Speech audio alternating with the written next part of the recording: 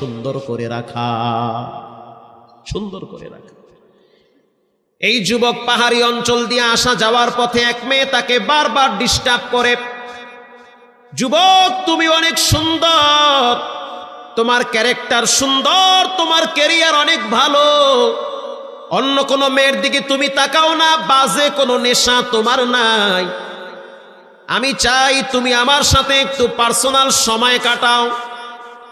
যুবক স্পষ্ট বলতে আছে, ইন্নী আখাফুল্লাহ, আমি একজনের সবচেয়ে বেশি ভয় পাই যার হাতে আমার জীবন, যে কোনো টাইমে হঠাৎ স্ট্রোক করে মৃত্যু দিতে পারেন কে? বসে আছি, দাঁড়ায় নাও থাকতে পারি, হঠাৎ চলে যেতে পারি।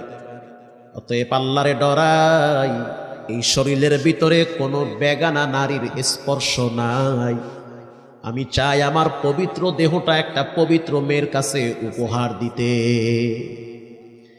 মেয়েটা যখন কোনোভাবেই যুবকটাকে কাবু করতে পারল না, কিছুদিন পরে আবার মেয়েটা যুবকের পথ আটকায়া দিল, যুবক তুমি আমাকে একটু সময় দাও।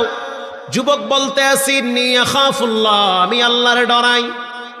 কিছুদিন পরে মেয়েটা যুবকের হাত চেপে ধরল যাওয়ার পথে, যখনই হাত চেপে ধরল যুবক এবার বলতে আছে, আল্লাহ আজকে মনে হয় এই মেয়ের হাত থেকে আমি বাঁচতে পারবো না, তুমি হাতটা ছেড়ে দাও। মেয়েটা বলতে আছে, যদি আমাকে সময় না দাও তাহলে আমি সবাইকে বলবো তুমি আমাকে এখানে খারাপ কাজ করার জন্য হাত বাড়িয়েছ। তুমি মেয়ে মানুষ বললে হয়তো মানুষ শুনবে, আমি যুবক মানুষ, আমি বললে আমার কথা বিশ্বাস নাও করতে পারে, কথা ঠিক না? ঠিক, কারণ তোমার আলগা চোখের পানি দেইগা মানুষ বইলা যাবো গা, আর আমি কদ্দুর ভালো আছি কদ্দুর খারাপ আছি মানুষ এটা বুঝবো না, ডাইরেক্ট আমার দিকে খারাপ আঙ্গুল তুলবে। এবার মেয়েটা বলতে আছে, চলো পাহাড়ি অঞ্চলের নিচের দিকে, তোমার সাথে আমি পার্সোনাল সময় কাটাবো। যুবক বলতে আছে, তুমি আমি দুইজন, মাঝখানে কিন্তু শয়তান বসা আছে, শয়তান চাবে তোমার আমার মাঝখানে ফুসলায়া খারাপ কাজের দিকে ধাবিত করতে। আমি আল্লাহরে বড় ভয় পাই, কারণ আল্লাহর জাহান্নামের আগুন বড় কঠিন আগুন। আমি আমার মায়েরে নিজের হাতে কবরে রাখছি,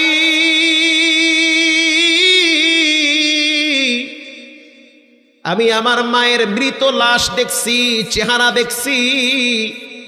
যেই মা বড় আদর কইরা বড় বানাইছে সেই মাকেও আমি নিজের হাতে কবরে শোয়ায়া রাখছি। আমার আব্বাও বুড়া হয়ে গেছে, কোন সময় না জানি বাবার লাশ আমার ঘাড়ে চলে আসে।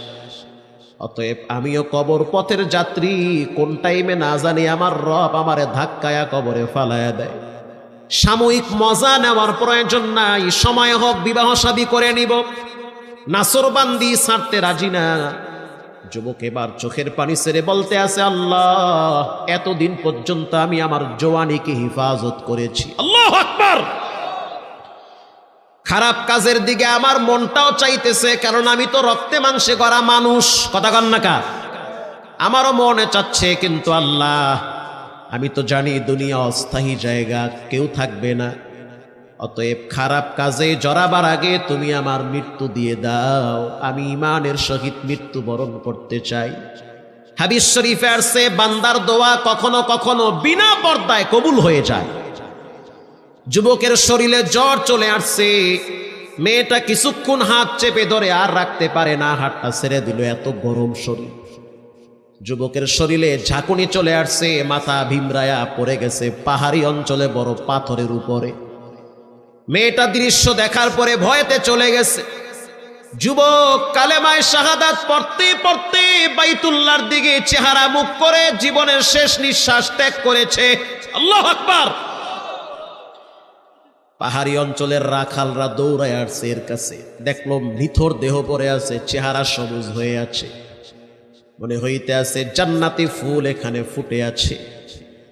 যুবকের বাবাকে খবর দেওয়া হয়, মুরব্বী লাঠিতে ভর দিয়া দিয়া দিয়া দিয়া যুবকের কাছে আসছে। যুবকের চেহারাটা মাথাটা বুড়া মানুষ কোলের উপরে রাখছে, কোলের উপরে রাইখা যুবকের চেহারার দিকে নিজের বাপ নিজের আব্বা সন্তানের চেহারাটা এরকম হাত দিয়ে আগলাইতেছে আর বলতে আছে, আল্লাহ নিয়ে গেছো আমার সন্তান রে, আফসোস নাই, আমি যে দোয়া করছিলাম দুইটা জান্নাতের মালিক বানাবা, সেটা তুমি আমার দোয়াটা বৃথা দিও না রে আল্লাহ।